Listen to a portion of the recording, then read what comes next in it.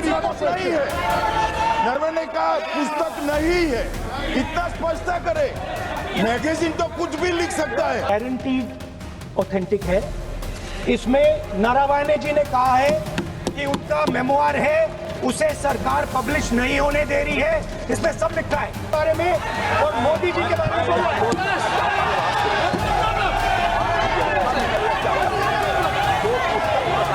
ही नहीं है।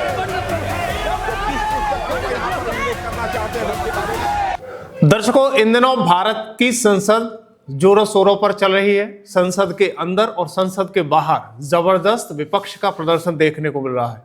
उस प्रदर्शन में हमने देखा है कि कभी चीन और भारत की सीमा पर विवाद खड़ा हो जाता है, तो कभी अमेरिका से ट्रेड डील पर भी विवाद खड़ा हो रहा है।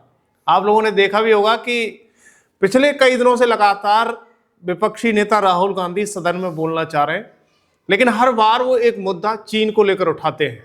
उस पर विपक्षी जो वर्तमान सरकार है वो उन्हें न बोलने देने के लिए मजबूर कर रही है, ऐसा उन्होंने आरोप लगाया है। लेकिन आपने देखा है कि अब संसद के बाहर भी धरना प्रदर्शन हो रहा है, इस पर भी तमाम सारे सवाल खड़े हो रहे हैं। उसी बीच जैसे जैसे राहुल गांधी आरोप लगाते आ रहे हैं, वैसे वैसे प्रधानमंत्री मोदी के मंत्री उनको जवाब देते हुए नजर आ रहे हैं।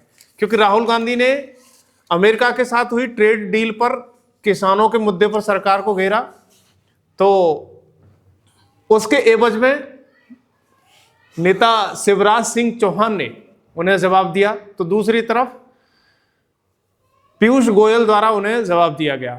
तमाम सारे मुद्दों पर लगातार कार्रवाई चल रही है। संसद कभी 1 मिनट चलती है तो कभी 2 मिनट चलती है और संसद की कार्रवाई टल जाती है। लेकिन विडंबना देखिएगा, इस संसद के लिए एक दिन में लाखों करोड़ रुपए खर्च हो जाते हैं, लेकिन संसद नहीं चल पा रही है।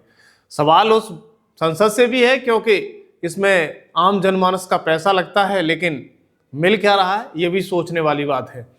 लेकिन इन सारे सवालों के जवाब लेने के लिए मेरे साथ वरिष्ठ सहयोगी डॉक्टर रमेश सोलंकी हैं, और हम लोग पिछले कई दिनों से लगातार आप लोगों को रूबरू करा रहे हैं कि संसद में क्या चल रहा है। आज हम दोनों फिर से एक्सप्लेन करने की कोशिश करेंगे और तमाम सारे सवालों के जवाब डॉक्टर रमेश सोलंकी देंगे। तो पहले आप सब लोगों का बहुत बहुत शुक्रिया खबर एक्सपर्ट पर इतना प्यार देने के लिए। लगातार आप लोगों की जो आशीर्वाद है, जो आपका सहयोग है, सर हम बहुत जल्द 3 लाख सब्सक्राइबर बिल्कुल सबसे पहले मेरे प्यारे दर्शकों को नमस्कार। और ये सच है कि इन्हीं का ये आशीर्वाद है कि हम लोग इतने जल्दी से राइजिंग कर रहे हैं। योगेश जी, आपने बिल्कुल सत्य कहा। सदन वो जगह है जहां पर पूरे देश का भविष्य तय होता है। सदन, लोकसभा जो चल रहा है, सदन वो जगह है जहां पर कानून बनते हैं।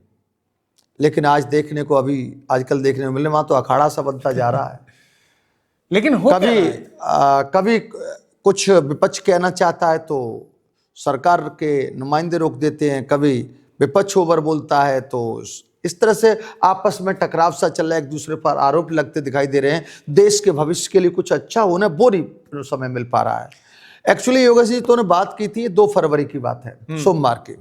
मैं आपसे एक्चुअली सवाल इसी सिलसिले में करना चाहता था जी मैं कि आज अमेरिका के साथ ट्रेड डील हुई है, फिर से कल हुई है।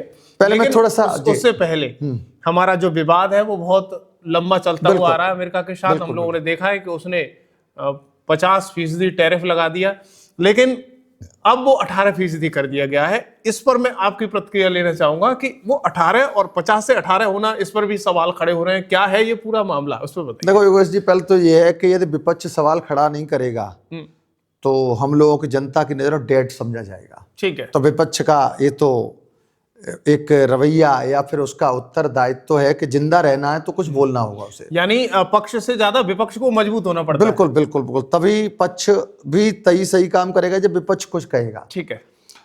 एक्चुअली है क्या जी, अभी अमेरिका ट्रेड डील है जी, और दोनों तरफ से देखा जाए, एक तरफ तो भारत की बहुत बड़ी विजय भी है। ठीक है।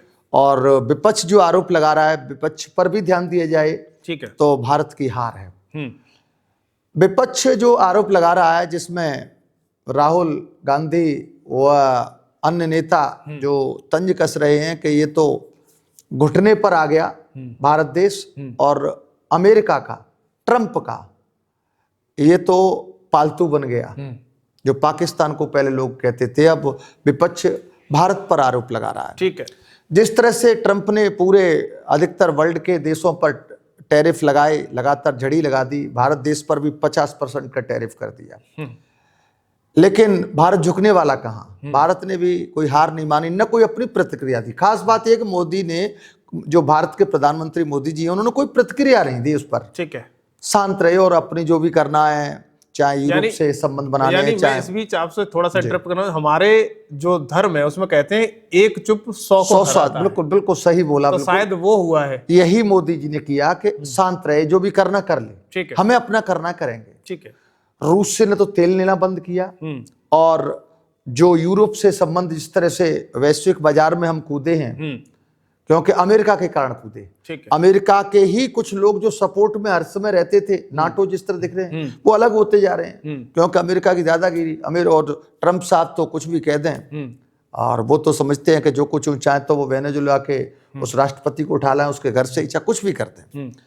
लेकिन ट्रंप साहब को ऐसा क्या लगा कि अब भारत की ओर दोस्ती का हाथ बढ़ाना चाहिए, दुश्मनी से काम नहीं चलेगा, क्योंकि भारत एक बड़ा देश है और इस समय उभरती हुई अर्थव्यवस्था है।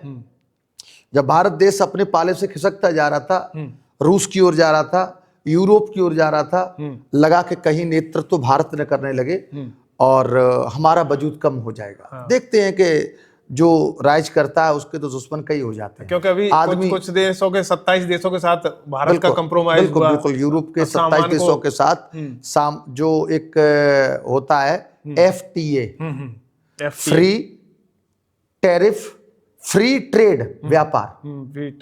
हाँ, तो ये उस तरह से, यानी हम एक दूसरे का सामान आदान प्रदान करें बिना किसी टैक्स के। तो फिर उससे तो तभी तो मुझे लगता है कि ये झुकने का, तो फिर अमेरिका को झुकना पड़ा, और आनन फानन में ट्रंप ने फैसला लिया, मोदी से बात की, और जो भारत में दूतावास है अमेरिका का, वहां उन्होंने घोषणा कर दी कि हमारा और भारत देश के साथ फिर से दोस्ती की ओर चल रहे हैं हम, और जो टैरिफ लगाया था वो हमने 50% की बजाय 18% कर दिया है। लेकिन विपक्ष कहाँ चुप होने वाला, विपक्ष ने तो कह दिया, इसी पर सवाल खड़ा कर दिया। लेकिन सर, मैं इसी भी सवाल करना चाहूंगा, तो क्या इस टैरिफ को कम करने का कोई संकेत है अमेरिका का, कि क्या भारत जबरन वेनेजुएला से तेल खरीदेगा, अमेरिका से तेल खरीदेगा? पूरी चीज बताऊंगा, पहले थोड़ा सा इसमें बात करूं योगेश जी। जिस तरह से विपक्ष ने आड़े हाथ ले लिया भारत सरकार को कि आपको सफलता मिली है, ठीक है, तो आपको कहना चाहिए कि हमने अमेरिका को झुका दिया है, और अमेरिका 50% से 18% पर आ गया, और टैरिफ इतना कम है कि विश्व में जो उन्होंने टैरिफ बढ़ाए थे उसमें सेकंड नंबर पर हमारा कम किया है। पहले नंबर पर इंडोनेशिया है, ठीक है, और दूसरे नंबर पर 18 है, फिर 18 से सब पर टैरिफ है। ठीक है। तो विपक्ष ने कहा कि ये भारत ने क्यों नहीं, या मोदी सरकार ने क्यों नहीं अपनी पोस्ट पर लिखा। सबसे पहले भारत में बने अमेरिकी दूतावास ने ये क्लियर किया है, अनाउंस किया है। तो बोल रहे हैं कि शायद, विपक्ष कह रहा है, क्या भारत की जो पॉलिसीज हैं अमेरिका में बनती हैं, जो अमेरिका बनाएगा, ये नई पॉलिसी आ गई। तो इस पर विपक्ष हावी हो गया है। इधर पीयूष गोयल जी इस पर जवाब दे रहे हैं पूरा, कि उनके मुंह से ही, क्योंकि उसने पहले वार किया था, हमने तो वार नहीं किया था, उसने वार किया अमेरिका ने, वही कह रहा है कि अब हमने ये कर दिया, यानी उन्हीं ने टैरिफ बढ़ाए, फिर उन्हीं ने कम कर दिया है। हम टैरिफ बढ़ाते, भारत की रणनीति देखते हुए, बिल्कुल, हम टैरिफ बढ़ाते तो हम उजागर करते, हमने तो कुछ किया नहीं, हमारे तो कोई जवाब भी नहीं दिया। तो पीयूष गोयल जी इस तरह से जवाब देते दिख रहे हैं। योगेश जी, अब सवाल बहुत हैं, इससे लाभ क्या है और इससे घाटे क्या हैं। ठीक है, जो विपक्ष सदन में चिल्ला रहा है कि देश को बेच दिया, किसानों को, अर्थव्यवस्था खराब हो जाएगी, यहाँ तो अमेरिका के सारे सामान बिकेंगे, हमारे किसानों का सामान कहाँ जाएगा, हमारे किसानों की सब्जी कहाँ जाएगी, हमारे किसानों का जो चावल पैदा करते हैं वो कहाँ जाएगा, और उत्पाद है, मेडिसिन कहाँ जाएंगे, ये सब। तो जाहिर है कि बात तो चिंता की है, लेकिन इसका हकीकत क्या है योगेश जी, मैं बताऊं पहले। जो टैरिफ कम किया है वो हमें अपनी जीत भी समझें से, क्योंकि इससे जो महंगा सामान लेना पड़ रहा था, अभी इससे अर्थव्यवस्था पर भी बहुत बड़ा इफेक्ट पड़ता है। ठीक है, तो उस अर्थव्यवस्था में सुधार आएगा। जो हमें चीज कहीं नहीं मिल रही, अमेरिका मिल रही है, और देशों खरीदते घूम घाम के आगे बहुत महंगी मिलेगी। अमेरिका इसको सस्ती मिल जाती थी, लेकिन 50% कर दिया था तो बहुत महंगा पड़ रहा था। लेकिन अब जो 18% कर दिया तो उससे बहुत हमें सहूलियत मिलेगी, और ये देश पर नहीं, देश के हर पब्लिक पर इसका प्रभाव पड़ेगा, असर पड़ता है। हम पर भी पड़ेगा, आप पर भी पड़ेगा, सब पर पड़ेगा, मेरे दर्शकों पर पड़ेगा। ठीक है, यानी जब 50% वो होता है तो आप देख रहे हैं कि 50 से 18% कर दिया। मैं किसी मेडिसिन को लेने जाऊं तो उस पर 50% मुझे टैक्स देना पड़ता। ठीक है, अब मुझे 18% ही देना है, तो मेरा ये तो लगभग 30%, 32% का मेरा प्रॉफिट हो गया ये ठीक है। तो लाभ है। लेकिन विपक्ष के आरोप हैं कि हमारे किसानों को ये हमारे किसानों को बर्बाद कर देगा ये टैरिफ नीति। उन्होंने कहा मोदी जी स्पष्ट क्यों नहीं कर रहे हैं कि क्या डील हुई है, और विपक्ष हावी है कि किसानों की अर्थव्यवस्था खराब हो जाएगी। लेकिन हकीकत है क्या, पीयूष गोयल जी ने स्पष्ट किया, और आज जो कृषि मंत्री शिवराज सिंह चौहान है उन्होंने भी स्पष्ट किया है इसको कि कोई भी भारत के किसानों का डेयरी उत्पाद, ठीक है, दुग्ध उत्पाद या जो प्रोडक्शन होता है वो ऐसा नहीं कि हम सस्ता वहां से ले लें और हमारे किसानों का सामान रखा रह जाए, ठीक है, ऐसा नहीं होगा। कुछ चीजें हैं जो हमें बाहर से लानी पड़ेंगी, न तो कोई डेयरी उत्पाद में अमेरिका आएगा, क्योंकि पहले विपक्ष इसी पर हावी था कि हमारे जो भी दुग्ध उत्पाद हैं सारे अमेरिका के दिखाई देंगे यहाँ पर। लेकिन सवाल तो ये पैदा हो रहा है सर कि आपने देखा है कि अमेरिका जो चीज हमें देगा उस पर टैक्स लगाएगा, और हम जो अमेरिका को देंगे उस पर टैक्स नहीं लगेगा। ये यहाँ तो तभी तो हम ले नहीं रहे, उनको सामान ले नहीं रहे वहां से। कुछ सामान ले रहे जो आज कृषि मंत्री ने स्पष्ट किया है, हम न तो उनसे कोई दुग्ध उत्पाद ले रहे, ठीक है, न उनसे कोई गेहूं ले रहे, न चावल ले रहे, ये हमारे, हम तो देंगे। और जो अरे आप आलू, ये हमारा क्षेत्र आलू का ज्यादा है, आलू कहीं बाहर निकले तो महंगा बिकेगा, तो हम तो देंगे। और ठीक है, यहां पर यह है कि हम अपनी चीजों को भी बेचेंगे। कुछ खास चीजें हैं, जैसे दाल है, दाल हमारे देश में उसका प्रोडक्शन कम होता है तो वो मंगाई जाएगी, और उस पर टैरिफ कुछ अधिक है, क्योंकि हम पर है ही नहीं वो सामान, तो चाहे महंगा मिले सस्ता मिले। ठीक है। लेकिन ये नहीं कि हमारा सामान दरकिनार कर दे और अमेरिका का सामान लें और वो महंगा मिले हमें, फिर यहां पर दिया जाए, ऐसा नहीं होगा। ये कृषि मंत्री ने कहा है किसी भी किसान पर कोई प्रभाव नहीं पड़ेगा, किसानों की और खुशहाली आएगी। ऐसा जैसे कहा है कृषि मंत्री ने कि जो चावल है, चावल हमारा विश्व में नाम है, भारत में चावल बहुत होता है, तो उसको भेजा जाएगा। लेकिन विपक्ष का इस पर कुछ सवाल है। सवाल ये है कि विपक्ष का कहना है कि हम जो भेजेंगे यहां से उस पर टैरिफ नहीं देगा, उस पर टैक्स नहीं लगेगा अमेरिका का, और जो अमेरिका हमें भेज रहा है वो 18% टैक्स लगा रहा है। तो वही तो सवाल मैं सवाल है, बड़ा सवाल है, और भारत सरकार को इस पर क्लियर भी करना चाहिए कि जो वहां से सामान आएगा उस पर 18% टैरिफ लगेगा, और हम भेजेंगे उस पर टैरिफ लगेगा ही नहीं। हमारे भारत का, हमारी तो अर्थव्यवस्था मजबूत होगी नहीं। वो अलग बात है कि हम यहाँ पर सामान बहुत हो जाए, प्रोडक्शन बहुत हो जाए तो सस्ता हो जाएगा, बाहर चलाएगा तो महंगा बिक जाएगा, यहाँ कुछ कमी होगी तो यहाँ भी महंगा बिकेगा, वहां भी महंगा बिकेगा, तो किसानों का इस तरह से थोड़ा सा ग्रोथ होगी। लेकिन इसको सरकार को क्लियर करना चाहिए किस किस सामान पर कितना टैरिफ लगेगा, या हम जो दे रहे हैं, सच्चाई तो है कि हम दे रहे हैं उस पर भी टैरिफ लगना चाहिए। हम उन्हें टैक्स दे रहे तो हम क्यों टैक्स नहीं लेंगे, हम क्यों फ्री दें, हम क्यों फ्री देंगे, क्या हम कमजोर हैं उनसे? विपक्ष इस पर गलत नहीं कर रहा है, नहीं, विपक्ष सही कर रहा है, विपक्ष का सवाल सही है। जब तक विपक्ष मुद्दा नहीं उठाएगा तब तक सरकार को भी नहीं मालूम पड़ेगा कि ये गलतियां हैं। अच्छा, एक चीज, विपक्ष यदि मुद्दा ना उठाए तो ये तो कुछ भी करते रहेंगे, जनता को क्या मालूम, जनता को तो महंगी चीज मिले तब मालूम पड़ेगी, ये तो क्लियर ही नहीं करेंगे। तो विपक्ष का लाजमी है सवाल उठाना, उनसे जवाब लेना, क्योंकि विपक्ष का, और ये ध्यान रखिए, सत्ता तभी अच्छी चलती है जब विपक्ष मजबूत हो, यानी विपक्ष का मजबूत हो। यस, विपक्ष कमजोर है तो कोई भी सत्ता हो निरंतर चलती रहे तो फिर वो दुरुपयोग करने लगती है और वो भ्रष्टाचारी हो जाती है।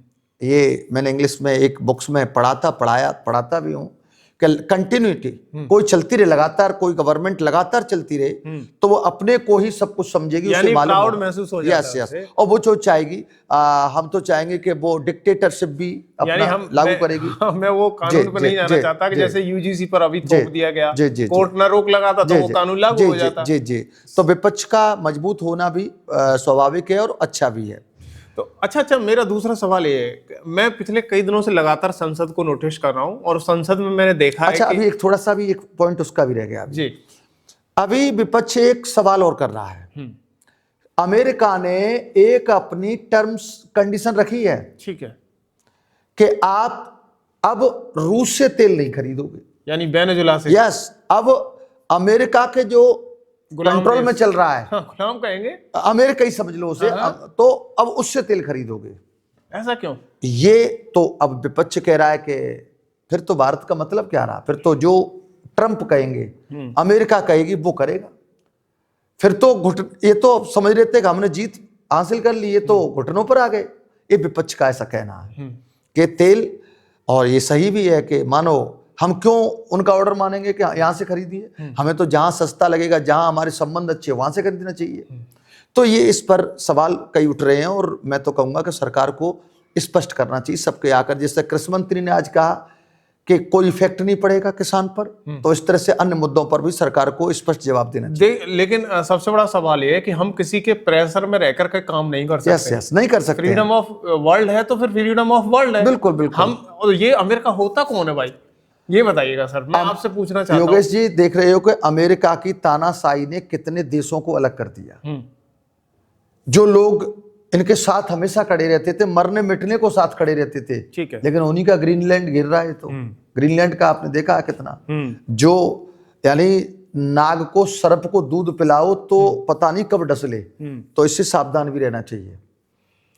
और रूस तो हमारा पुराना मित्र भी हमारे देश का, तो उस पर इधर अमेरिका चाहता है रूस से न मिले, क्योंकि रूस में और जिस तरह अमेरिका में आपस में टकराव चल रहा है, तो उसको देखते हुए तो मैं तो यही कहूंगा सरकार को स्पष्ट करना चाहिए, लोगों की भ्रांतियां हटानी। हमने देखा है कि आज रूस से भी बयान सामने आया है, रूस की मीडिया के थ्रू से, रूस के मंत्रियों के थ्रू से कहा गया है कि भारत ने हमसे तेल न लेने के लिए कोई मना नहीं किया है, लिहाजा हम भारत को तेल अपना देंगे, क्योंकि भारत अभी हमसे मना करेगा तभी तो हम बंद करेंगे। बिल्कुल बिल्कुल। तो हमारी तो दोस्ती जैसी है वैसी रहेगी। लेकिन सर, इसी बीच एक मेरा सवाल यह है कि मैं पिछले कई दिनों से लगातार संसद को कवर कर रहा हूँ। संसद में कवर के दौरान मैं देख रहा हूँ कि राहुल गांधी एक कुछ बुक्स के पन्ने लेकर वहां जाते हैं और नारवड़े चिल्लाते हुए दिखाई देते हैं, जनरल नारवड़े कहते हुए दिखाई देते हैं। आखिर उस बुक के पीछे है क्या? क्यों इतना हंगामा खड़ा हो रहा है, क्यों बवंडर खड़ा हो रहा है, क्यों विपक्ष उसे बोलने नहीं दे रहा है? ये तमाम सारे सवाल आज पैदा हो रहे हैं। सर, मैं आपसे पूछना चाहूंगा, आखिर उस बुक के पीछे क्या है? बहुत अच्छे सवाल किया योगेश जी, और इस पर वास्तव में सदन में मैं भी देख रहा हूं कि जो झड़प चल रही है जी, और सत्ता पक्ष विपक्ष को रोक रहा है कुछ बोलने से भी, तो कोई गड़बड़ झाला है या केवल सदन का समय खराब कर रहे हैं विपक्ष? इस पर मैं एक दिखाऊंगा। मैं ये राहुल गांधी जी ने एक पोस्ट किया है, मेरे दर्शकों को दिखाऊंगा आपको, और इसमें लिखा क्या मैं बताना चाह रहा हूं। This is the very excerpt from former army chief general Manoj Mukund Naravane's, book 4 stars, इस किताब का नाम है 4 स्टार्स ऑफ डेस्टिनी। जी जी, जिस दिखाते हैं, अभी बुक नहीं है, अभी ये अनपब्लिश्ड है। 4 stars of destiny that leader of opposition Rahul Gandhi wanted to quote in parliament. उसको दिखा रहे हैं कि इसको तो देखिए क्या, उसके कुछ अंश मिले हैं इनको। ठीक है। अच्छा, इसमें क्या है? द क्वेश्चन इज सिंपल, प्रश्न सामान्य है, सादा है। What is written here that makes the Modi government so uncomfortable? ऐसा इसमें क्या लिखा है जो मोदी सरकार को अनकंफर्टेबल कर रहा है, अच्छा नहीं, परेशान कर रही है, अच्छा महसूस नहीं कर रही है? ऐसा क्या लिखा है? जी, राहुल गांधी लिख रहे हैं। At a critical moment during the China stand off in Ladakh, the army sought clear political order, but none come. ये कितना चलेगा कि जब चाइना, बताऊं 2020 की बात है, ठीक है, 2020 में जब भारत और चीन के बीच गलवान घाटी को लेकर विवाद हो गया था, यानी जब कोविड काल चल रहा और उसमें कई पूरे बताऊंगा मैं, विवाद हो गया था, तो उस समय पूरा वर्ल्ड ही कुछ कठिनाइयों से गुजर रहा था। ठीक है, कोविड का टाइम था, ठीक है, हमें बहुत सी डिफिकल्टीज का फेस करना पड़ रहा था। इकोनॉमिक कंडीशन भी कंट्री की डाउन हो गई थी क्योंकि सारी चैन की कनेक्टिविटी टूट गई थी। उस समय गलवान घाटी में कुछ आपस में विवाद हुआ और उस समय जो आर्मी चीफ थे मनोज मुकुंद नरवणे, ठीक है। अब उस समय जब घाटी में विवाद होता है और चीन के टैंक कुछ इंडिया की जमीन सीमा में घुस आते हैं, यानी लद्दाख में, ठीक है, तो मनोज नरवणे जी सबसे पहले रक्षा मंत्री राजनाथ सिंह को कॉल करते हैं। यानी ऐसा कहना है राहुल गांधी जी कहना है। ये सारा कुछ लिखा हुआ है इस पोस्ट में। ये 2 पेज हैं और मैं दोनों पेजों को अभी मैंने ये बताया क्या पोस्ट किया, दोनों पेजों का जो सार बता रहा हूं, जो सार बता रहा हूं उसमें यही लिखा है कि राहुल गांधी उन्होंने जो मनोज नरवणे थे उन्होंने कॉल किया रक्षा मंत्री जी को। रक्षा मंत्री जी ने कोई क्लियर फैसला नहीं दिया कि क्या करना है तुम्हें। मनोज नरवणे जी कहा क्या करना है, चीन के कुछ टैंक घुस आए हैं, हमें फायर करना चाहिए नहीं करना चाहिए। तो उन्हें कोई आदेश नहीं मिला, ऐसा कुछ क्लियर आदेश नहीं मिला। ठीक है। After this NSA Ajit Doval ji को कॉल किया और उनसे भी कहा यही बात, तो उन्होंने भी कोई क्लियर इसका जवाब नहीं दिया। अंत में पूर्व सेना प्रमुख ने प्रधानमंत्री नरेंद्र मोदी जी को फोन किया। ठीक है। और नरेंद्र मोदी जी ने उन्हीं के विवेक पर बात छोड़ दी कि आप वहां की पोजीशन देखकर करिए क्या करना है। लेकिन न तो उन्होंने कोई फायर का ऑर्डर दिया और न फायर को रोकने का ऑर्डर दिया। यानी इसमें लिखा है पूरा। इसके जरिए राहुल गांधी जी इसके जरिए सदन में उठा रहे हैं जो बात कर रहे हैं। राहुल जी के जो प्रश्न है और जो कहना है आरोप है भारत सरकार पर कि क्यों नहीं जवाब दिया। अब तक जो युद्ध हुए हैं, क्योंकि कोई सेना प्रमुख सारी जिम्मेदारी सारी रेस्पॉन्सिबिलिटी नहीं ले सकता। ठीक है। इसमें गवर्नमेंट ही ऑर्डर देती है क्या करना है, चाहे वो 1962 का युद्ध हुआ हो, चाहे 1971 का युद्ध हुआ हो, चाहे कारगिल घाटी 1999 का युद्ध हुआ हो। भारत सरकार के यहाँ से ही ऑर्डर मिला है, तब सेना ने, यानी सरकार ऑर्डर देगी तभी कुछ होगा। बिल्कुल। बट दैट टाइम कोई ऑर्डर ही नहीं मिला। तो अजीत डोभाल उस समय जो नरवणे थे उस समय बड़ा असमंजस में थे क्या करना चाहिए। ठीक है। क्योंकि देश की स्थिति भी खराब है और कोविड से देश जूझ रहा है और ऐसे में कुछ मेरे द्वारा कुछ गलत हो गया तो देश की बात है, देश की सुरक्षा की बात है। तो वो उसमें कुछ राहुल जी कहते हैं कि जो अपनी 4 स्टार्स बुक्स जो प्रकाशित कराना चाह रहे हैं, जिसको बीजेपी सरकार प्रकाशित नहीं करने दे रही है, तो इस पर बोल रहे थे। तभी वहां पर बैठे रक्षा मंत्री राजनाथ सिंह, गृह मंत्री अमित शाह और एक और अनुराग ठाकुर, कई लोग थे। उन्होंने एक सदन प्रक्रिया एक्ट 349 फर्स्ट का हवाला दिया। ठीक है। Nobody can speak in parliament to take a book और पेज। किसी किताब या पेज को आप लेकर के उसे पढ़ करके सदन का समय नहीं खराब कर सकते। ये धारा 349 फर्स्ट का कुछ हवाला दिया। यानी उसमें लोकसभा स्पीकर ने भी कहा था कि इस एक्ट के अंतर्गत आप कोई भी बुक्स या किसी पन्ने को यहाँ पब्लिश नहीं कर सकते। ओम बिरला जी जो प्रमुख थे सदन के, तो उन्होंने लोकसभा स्पीकर थे, उन्होंने रोका। तो विपक्ष आरोप लगा रहा है कि ये तो सत्ता पक्ष अपने सच्चाई को छिपा रही है। क्या भारत सरकार यानी बीजेपी सरकार, बीजेपी जो पार्टी के नेता है, भारत में जो सरकार है, क्या अपनी अक्षमता को, क्या सक्षम नहीं थे आप? और जो अक्षमता, जो आप अक्षम थे क्योंकि आपने कोई ऑर्डर नहीं दिया उस समय, नहीं तो हमारी सेना तैयार थी, हमारे पास सामान तैयार था, लेकिन आपके ऑर्डर की आवश्यकता थी। तो आप उसको क्यों नहीं उजागर होने दे रहे हो? उस समय आपने जनता को क्यों गुमराह किया था कि चीन में और गलवान घाटी में हमारी विजय हो गई, हमारे सैनिकों ने इतने उनके सैनिक मार दिए। तो राहुल गांधी जी नरवणे जी की जो पूर्व सेना प्रमुख हैं, उनकी पुस्तक के कुछ पेज दिखा रहे हैं जो प्रकाशित नहीं हुई, अप्रकाशित बुक है वो, तो वहां पर रोक दिया गया। हंगामा इस पर बहुत हुआ है और जैसे आपने बताया था कि अब तो सदन के बाहर भी जमकर प्रदर्शन हो रहा है कि सच्चाई को उजागर क्यों नहीं होने देना। अच्छा, कंक्लूजन में आपसे लेना चाहूंगा 3 लाइन में कि आखिर पक्ष और विपक्ष, विपक्ष का तो उत्तरदायित्व है सवाल उठाना, लेकिन अगर पक्ष को लगता है कि जेन्युइन सवाल है तो इसका जवाब देना चाहिए। अगर राहुल गांधी इस बुक को अनपब्लिश्ड को दिखा रहे हैं तो सरकार को इस पर जवाब देना चाहिए। ये बनता है कि नहीं बनता है? सर, कंक्लूजन आपका चाहिए मुझे। योगेश जी, जिस तरह से जो पूर्व सेना प्रमुख थे उस समय उनकी जो बाइट है उस समय की, ठीक है, जो टीवी चैनलों पर चल रही थी, उस समय की सरकार दिखा रही है कि जो नरवणे जी ने बोला है उस समय की घटना को, ठीक है, कि हम झुके नहीं और हमने उन्हें जवाब दिया, सटीक जवाब दिया है।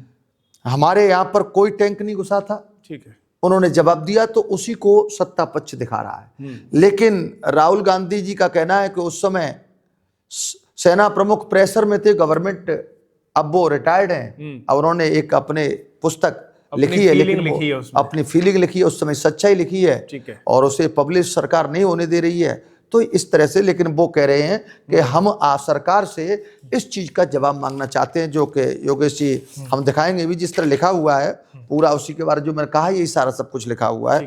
तो सरकार यही, इसमें यही लिखा है, रीड इट योरसेल्फ, आप स्वयं भी पढ़िए, एंड डिसाइड, निर्णय लीजिए, who took responsibility when the nation needed decisive leadership, जब देश को लीडरशिप की आवश्यकता थी तो उस समय जिम्मेदारी किसी ने क्यों नहीं ली? किसने नहीं ली? तो इसको उन्होंने दिखाया कि इसे पढ़िए और देखिए क्या है।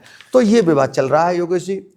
तो लेकिन मैं तो दोनों चीज कहूंगा, हो सकता है कोई समस्या हो जिस तरह, लेकिन इस तरह से हम अपने को कमजोर दिखा करके सदन में जिस तरह से राहुल जी या विपक्ष चिल्ला रहा है कि भारत उस समय कमजोर था, यानी कमजोर था, ये कोई डिसीजन नहीं ले पाए, ये डर रहे थे। विश्व पटल पर छवि हमारी कमजोर, इससे हमारे देश की छवि खराब हो रही है, और इस तरह सत्ता पक्ष आरोप भी लगा रहा है कि ये तो देश की पूरे विश्व में छवि खराब कर रहे हैं।